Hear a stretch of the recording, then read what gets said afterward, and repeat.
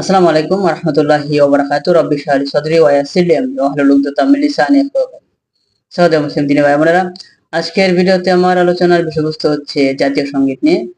তো আপনারা অনেক ভিডিও দেখেছেন, এদেশে অনেক আলেম ওলামারা জাতীয় সঙ্গীত পরিবর্তন করার জন্য অনেক কথা বলেছেন এবং কিছু কিছু আলেম ওলামা এটাকে শিরিক বলে আখ্যায়িত করেছেন। তো আসলে এই জাতীয় সঙ্গীতটা কি শিরিক? তো এই ভিডিও থেকে আজকে ইনশাআল্লাহ আমরা জানার চেষ্টা করব, আমরা শিখতে পারবো। রবীন্দ্রনাথ ঠাকুর তিনি জোড়াসাঁকো ঠাকুর বাড়িতে তিনি জন্মগ্রহণ করেন, পশ্চিমবঙ্গে কলকাতা। তার নিজ বাড়িতে তিনি আবার মৃত্যুবরণ করেন। তিনি ছিলেন জমিদার মানুষ। তো রবীন্দ্রনাথ ঠাকুর 1905 সালে বঙ্গভঙ্গের আন্দোলনের সময় এই কবিতাটি এই গানটি তিনি লিখেন। তবে পর্যায়ক্রমে সেটা বাংলাদেশের কোনো না কোনো ভাবে সেটা জাতীয় সঙ্গীত হিসেবে আখ্যায়িত হয়ে যায়। তবে বিস্তারিত ওইসব ঘটনা আমি বললাম না। যে সময় রবি ঠাকুর এই গানটি লেখেন তিনি কিন্তু এটা বাংলাদেশের উদ্দেশ্য করে লেখা হয়নি।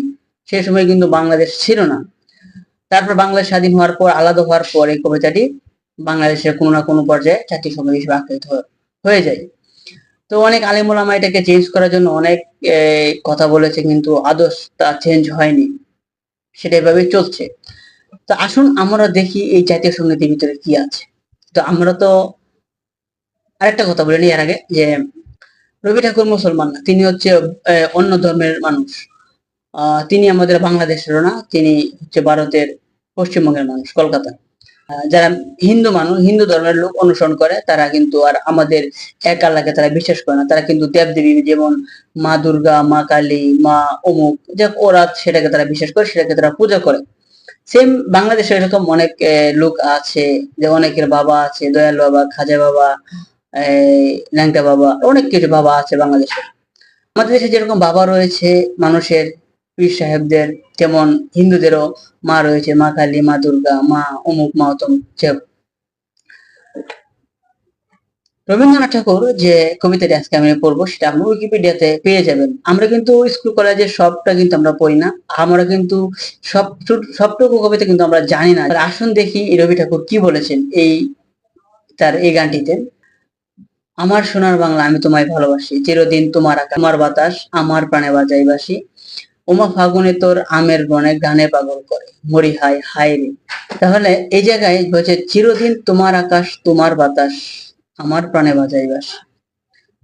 ওমা তোমার আকাশ তোমার বাতাস থেকে হিন্দুরা যখন কোনো কিছু করে তখন সে তার কালী মাকে উদ্দেশ্য করে কথা বলে, যেমন ও মা, কালী মা, ও কালী দেবী, ও কালী পূজা, এরকম তারা কিন্তু মাকে উদ্দেশ্য করে বলে।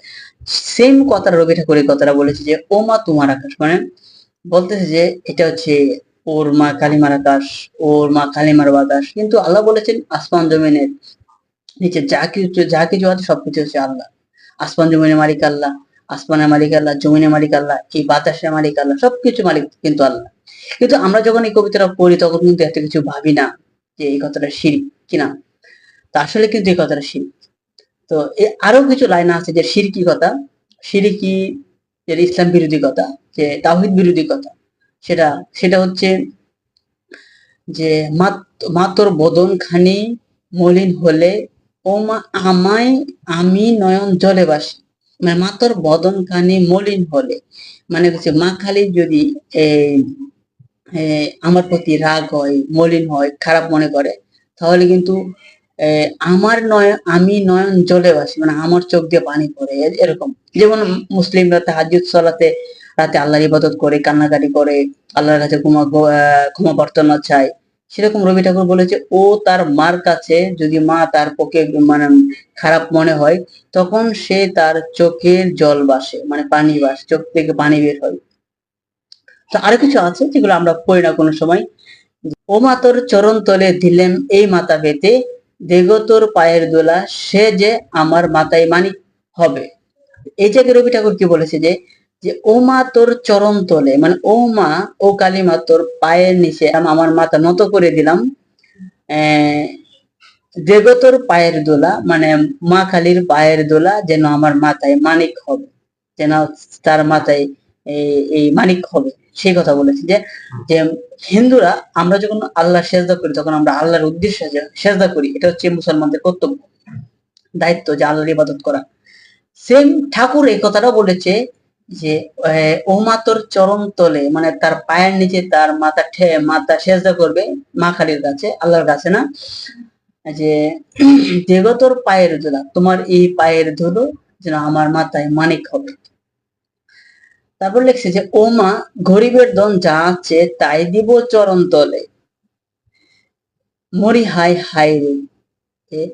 মানে ও মা মানে গরিবের ধন মানে সবকিছু মা কালীর উদ্দেশ্যে ব্যয় করা হবে,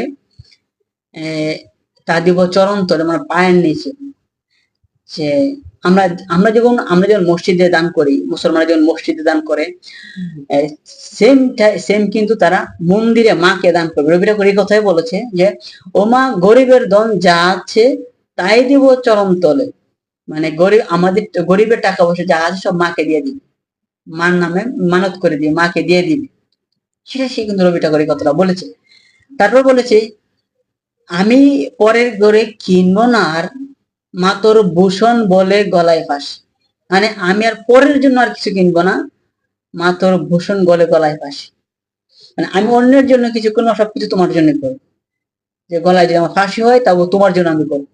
তাহলে আপনারা উইকিপিডিয়াতে এই জিনিসটা পেয়ে যাবেন, আমি উইকিপিডিয়া থেকে বলতেছি এই কথাটা, যে এই জায়গায় আসলে দেশে আলেম ওলামা এই গানটাকে শিরিক বলেছে, আসলে কথা সত্য, যে মা তোর চরম তলে দিলাম মাথা পেতে, নাউজুবিল্লাহ, এটা পুরো শিরিক।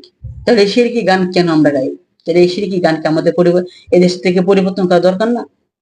এদেশে অনেক মুসলমান রয়েছে, মুসলমান কবি রয়েছে, কাজী নজরুল রয়েছে, তার অনেক আপনার কবিতা রয়েছে, গান রয়েছে, যেমন থাকবো না কর বদ্ধ করে, দেখবো এবার জগৎটাকে, কত সুন্দর একটা কবিতা। আরো রয়েছে চল চল চল, ঊর্ধ্ব গগনে বাজে মদর, নিম্ন ওতলা ধরণী তল, এসব কবিতা কিন্তু কাজী নজরুলের রয়েছে। কিন্তু এসব কবিতা হওয়ার দরকার ছিল, যে আমাদের মনে স্পৃহাটা জাগবে আমাদের হৃদয়ে, যে থাকবো না কর বদ্ধ করে, দেখবো এবার জগৎটাকে, মানে দেখবো এবার জগৎটাকে, থাকবো না আর বদ্ধ করে থেকে দরকার নেই, দেখবো জগৎটা কি রয়েছে সেটা দেখবো। সেসব কবিতা আমাদের দরকার, আমাদের জাতীয় সঙ্গীত দরকার। যে আরো অনেক কিছু ভালো কবিতা আছে, তারা এইসব কবিতা আমাদেরকে জাতীয় সঙ্গীত করা দরকার ছিল, যেহেতু কাজী নজরুল মুসলমান মানুষ। আপনারা মনে ভিডিওটা বুঝতে পারছেন যে আমরা কবিতার অর্ধেক পড়ি আর অর্ধেক পড়ি না, শেষ লাইনটুকু আমাদের আসলে পড়লে বোঝা যাবে যে আল্লাহর কাছে তওবা ছাড়া আর কোনো কিছু মানে চলবে না, আল্লাহর কাছে তওবা ছাড়া। আল্লাহ যেন আমাদের সকলকে এই কবিতা এই গান থেকে আমাদেরকে মুক্তি দান করে, এবং এই শিরকি কথা থেকে আল্লাহ যেন আমাদেরকে ক্ষমা করে, কারণ শিরকের গুনাহ আল্লাহ সুবহানাহু ওয়া তাআলা ক্ষমা করবে না যদি আপনি শিরক পরিত্যাগ না করেন। যাই হোক, ভিডিও আজকে এ পর্যন্তই। আল্লাহ যেন আমাদেরকে বুঝার ও মানার তৌফিক দান করে, আমিন। আসসালামু আলাইকুম ওয়া রাহমাতুল্লাহি ওয়া বারাকাতুহু।